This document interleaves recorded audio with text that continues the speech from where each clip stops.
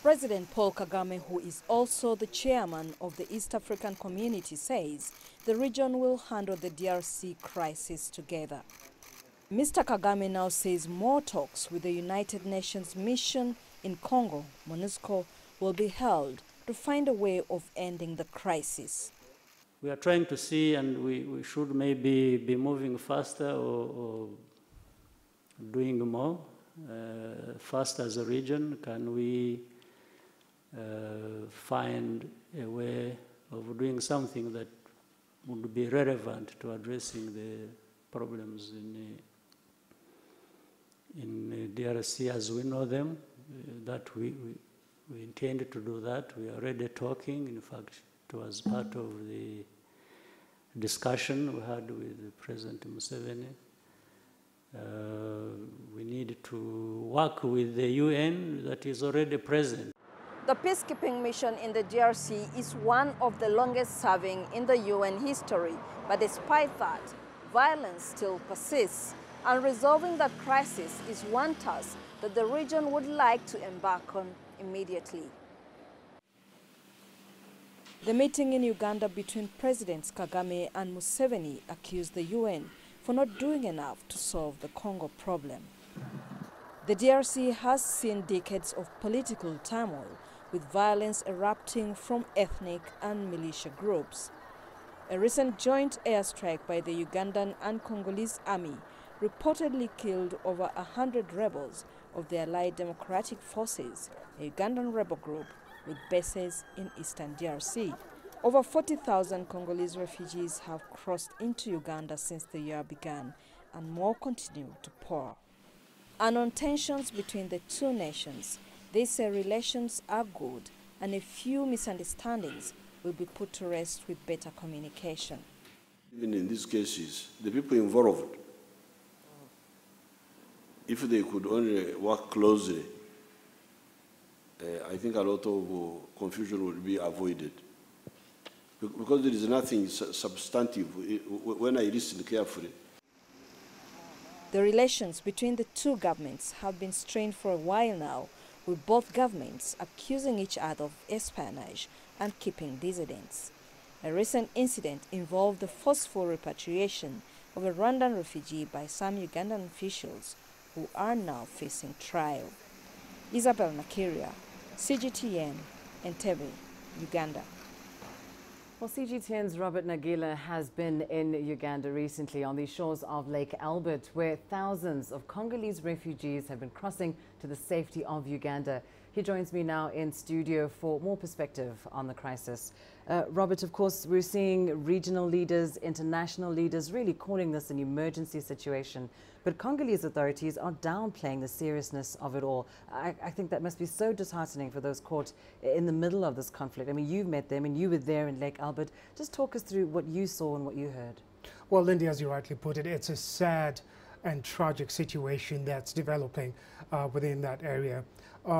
You've got civilians fleeing from the Democratic Republic of Congo across Lake Albert onto Sebagoro landing site, which is where the UNHCR has set up to receive them. And they primarily travel across the lake using non-motorized or motorized boats. Now, with non-motorized boats, it normally takes them at least 48 hours to get across. Motorized boats, it takes them about 24 hours.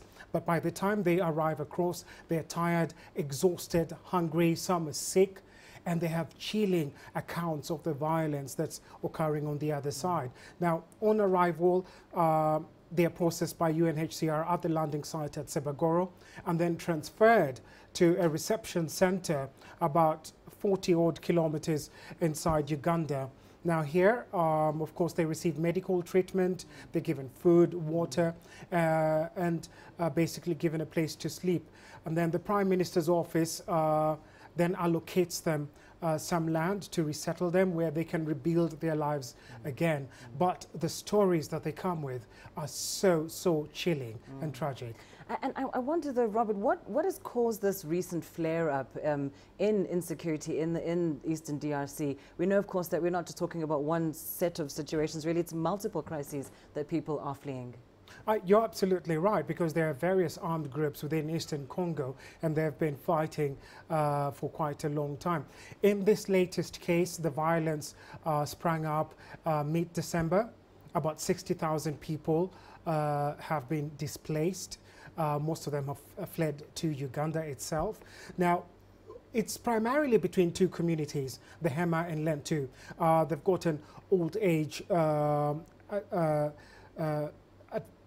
basically it's ethnic. It's taken an ethnic angle to it. Some of it has to do with community land, but these two communities have never really gotten along for the longest time possible. There was a belief that it had been sorted out because they were peaceful for several years, but then suddenly again this violence sprouted out in in December again. The cause of it is yet to be established. Getting access to those particular areas has been very, very difficult, but from the accounts we're getting from the people on the ground, the people who are fleeing the violence, they say that the security forces who at times are actually present when these attacks are happening, do not do much to assist the civilians themselves. In fact, they say that in some cases, the security officials flee with the refugees themselves. So it does appear that there's a breakdown of law and order in that particular area within Jogo, in the Ituri and North Kivu provinces. It's not as bad as it was earlier on. About 2 weeks ago, you had about 4,000 refugees, civilians fleeing from the DRC, arriving within a scope of about 3 days into Uganda. What we were witnessing in the last 3-4 days was at least 2 boatfuls of civilians fleeing, arriving. So it's not as bad as it was, but perhaps an indication of just how bad the situation is on the other side. And how can Uganda afford to take on any more refugees? I mean, surely the aid organizations or agencies that are operating there are now under pressure. Absolutely, and that's why this conference, this donor conference, is so important. The figures are staggering. You just mentioned them. 13 million people in dire need of humanitarian assistance. Almost 5 million people displaced internally. Those are huge, huge figures, actually bigger than some countries' populations. Uganda has been praised for its open border policy towards the refugees, receiving them, resettling them, trying to give them a life to carry on as the situation on the other side is resolved. And a lot of people will now be praising President Yoweri Museveni and President Paul Kagame of Rwanda for finally deciding that, look, the political situation needs to be resolved in the DRC. Whether they can make any inroads remains to be seen, because President Kabila has a lot of problems of his own. Remember, there's a whole political situation on the other side that is still developing. So it remains to be seen how this will be sorted out. And as you rightly mentioned, there are various armed groups operating within that area as well, which all need to be disarmed first. And of course it will, as you say, take the political will of Congolese authorities really to fully resolve the crisis there. Thanks very much to Robert Nakirya for some perspective on the DRC crisis.